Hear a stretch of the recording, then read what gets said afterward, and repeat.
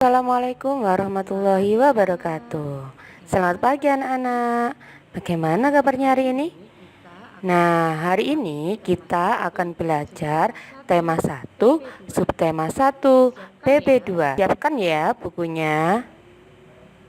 Dan pelajaran hari ini Bahasa Indonesia KD 3.4 tentang ciri-ciri makhluk hidup. PKN 3.1 tentang lambang negara Garuda Pancasila, terutama sila pertama. Ciri-ciri makhluk hidup: bergerak, bernafas, berkembang biak, tumbuh, memerlukan makanan, peka terhadap rangsang. Nah, mari kita kupas satu persatu. Bergerak. Makhluk hidup bergerak menggunakan beberapa cara, di antaranya yang pertama, menggunakan kaki. Kaki digunakan untuk bergerak. Macam geraknya bisa berupa berjalan, melompat, dan merayap. Kaki digunakan oleh manusia dan beberapa hewan. Ada yang memiliki 2, 4, dan banyak kaki. Coba cari tahu hewan apa saja yang bergerak dengan kaki.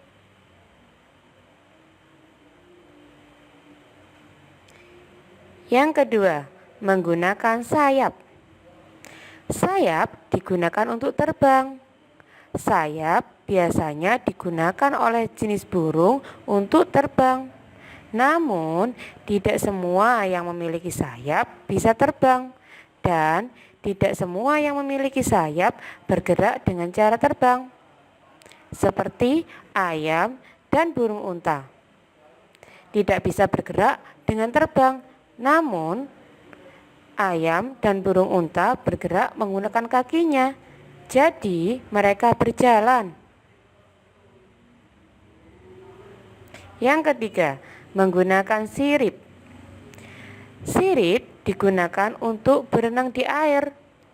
Sirip digunakan oleh berbagai jenis ikan untuk bergerak.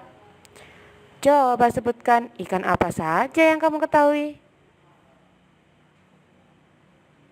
Yang keempat, gerak pada tumbuhan. Apakah tumbuhan dapat bergerak? Jawabannya, ya. Tumbuhan memang dapat bergerak, namun tidak bisa berpindah tempat. Ada beberapa faktor yang dapat menyebabkan tumbuhan bisa bergerak, di antaranya karena cahaya matahari dan karena sentuhan. Coba perhatikan pohon cemara yang tinggi yang ada di depan sekolahmu juga ada loh. Pada pagi hari, dia akan menghadap ke arah matahari terbit. Sedangkan pada sore hari, ujungnya akan condong ke arah matahari terbenam.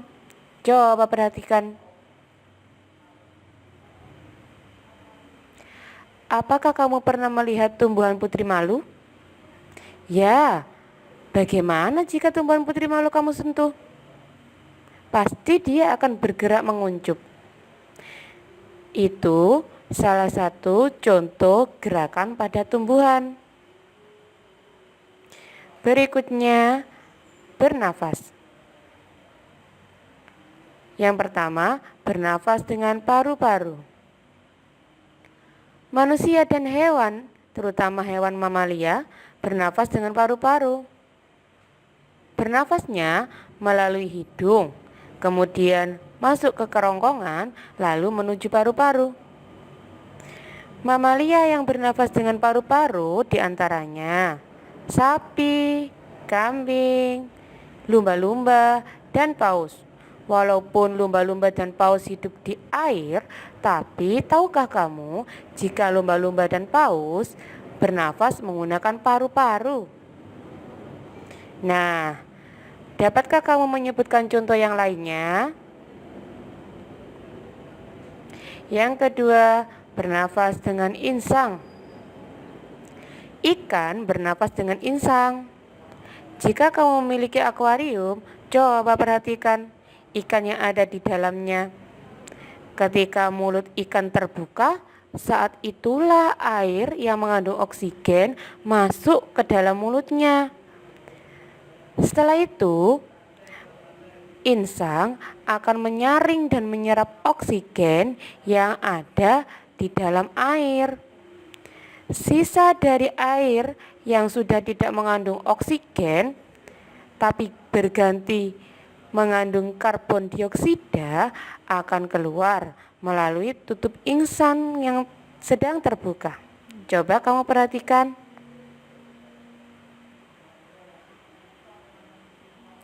Yang ketiga, alat pernafasan tumbuhan. Tumbuhan juga bernafas loh. Tumbuhan bernafas menggunakan daun. Tahukah kamu bahwa jika dilihat dari mikroskop, jadi kecil sekali ya, di dalam daun itu terdapat stomata. Stomata nama lainnya adalah mulut daun. Pada saat bernafas, stomata tumbuhan mengambil karbon dioksida dari udara untuk dijadikan salah satu bahan fotosintesis. Setelah itu, proses fotosintesis yang terjadi tadi menghasilkan oksigen. Berikutnya, perkembangbiakan. Berkembang biak bertujuan agar tidak punah. Cara berkembang biak pada makhluk hidup bermacam-macam. Di antaranya, A. Bertelur.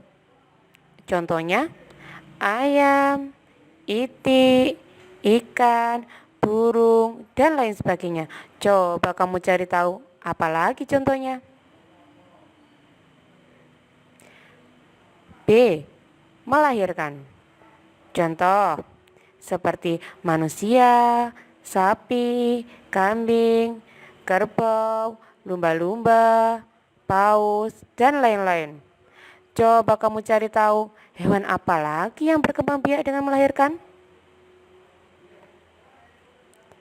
C. Melalui biji. Contohnya adalah tumbuhan. Berikutnya, tumbuh. Makhluk hidup mengalami pertumbuhan. Tumbuh artinya bertambah ukuran tinggi dan beratnya. Coba kamu ingat-ingat, apakah dulu waktu kamu baru dilahirkan, ukuran tinggi dan berat badanmu sama dengan sekarang? Tentu tidak kan? Karena kamu mengalami pertumbuhan. Sama halnya dengan hewan dan tumbuhan. Mereka juga mengalami pertumbuhan. Coba kamu perhatikan gambar tersebut. Ayam, tumbuhan, dan manusia. Ayam berasal dari terul karena dia mengalami pertumbuhan, dia menetas menjadi anak ayam. Setelah itu dia menjadi ayam muda. Setelah itu baru dia menjadi induk ayam. Sama halnya dengan tumbuhan. Tumbuhan berawal dari biji. Kemudian dia mulai mengeluarkan tunasnya. Setelah itu dia baru tumbuh dan semakin besar. Sama halnya dengan manusia. Berawal dari balita yang masih kecil, akhirnya dia bisa belajar berjalan. Lama-kelamaan dia menjadi besar dan pada akhirnya menjadi tua. Memerlukan makanan. Makhluk hidup memerlukan makanan dan air sebagai sumber tenaga. Manusia memakan tumbuhan dan hewan. Sedangkan hewan ada yang memakan tumbuhan seperti halnya sapi dan kambing, dan ada pula yang memakan daging seperti harimau, dan ada pula yang memakan tumbuhan sekaligus hewan, contohnya seperti ayam dan bebek. Tumbuhan mengolah kebutuhan makanannya melalui proses fotosintesis yang terjadi di daun. Jadi, tumbuhan juga memerlukan makanan. Makanannya diolah melalui proses fotosintesis. Berikutnya, peka terhadap rangsang. Makhluk hidup memiliki kemampuan untuk memberikan tanggapan terhadap rangsang yang diterima. Kemampuan menanggapi rangsang disebut iritabilitas. Rangsangan dapat berupa sentuhan, cahaya matahari, air, zat kimia, suhu, dan gravitasi bumi.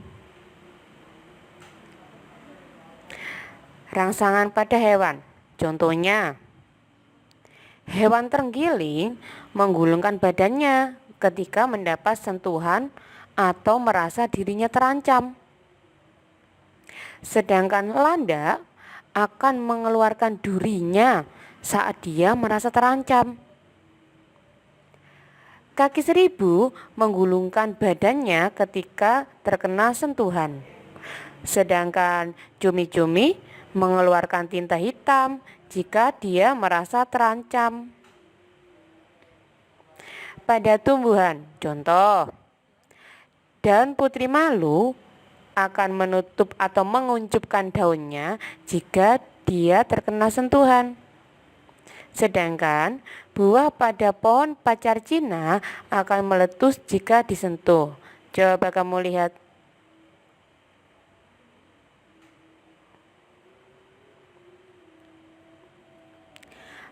Rangsangan pada manusia, contohnya saat kita melihat cahaya yang silau, otomatis kita akan cepat-cepat menutup mata kita, iya kan? Sedangkan jika ada benda yang mendekati mata, kita juga akan cepat-cepat menutup mata agar benda tersebut tidak sampai masuk ke dalam mata kita. Nah, pernahkah kamu mendengar suara yang keras dan tiba-tiba? Pasti kamu akan bergerak refleks, kaget, iya kan? Nah, itu adalah rangsangan yang diterima manusia. Nah, dengan tubuhmu yang demikian, dengan anugerah untuk hidup yang demikian, seharusnya kita banyak-banyak bersyukur. Masih ingat tidak? Bersyukur kepada Tuhan Yang Maha Esa termasuk bentuk aplikasi Pancasila yang keberapa ya? Ya, betul. Itu adalah bentuk sila pertama Pancasila. Bagaimana lambangnya? Ya betul, lambangnya adalah bintang. Sedangkan bagaimana bunyinya? Ya, ketuhanan yang Maha Esa. Selain itu, kita harus banyak bersyukur. Salah satu aplikasi sila pertama adalah bersyukur. Contoh bersyukur, bersyukur atas kesehatan yang diberikan oleh Tuhan, dan bersyukur masih diberi rezeki yang cukup sehingga kita bisa makan dan minum dengan cukup. Nah, coba kamu cari tahu dan coba kamu ingat kembali contoh aplikasi penerapan sila yang pertama. Dulu waktu kelas 2 sudah pernah kan?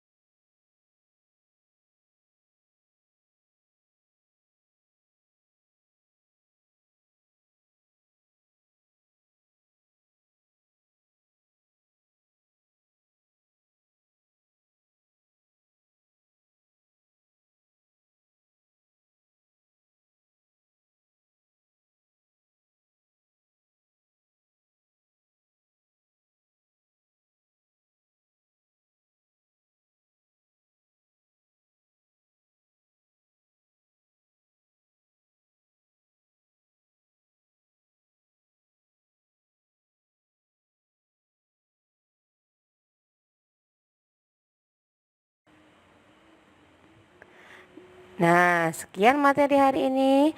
Wassalamualaikum warahmatullahi wabarakatuh.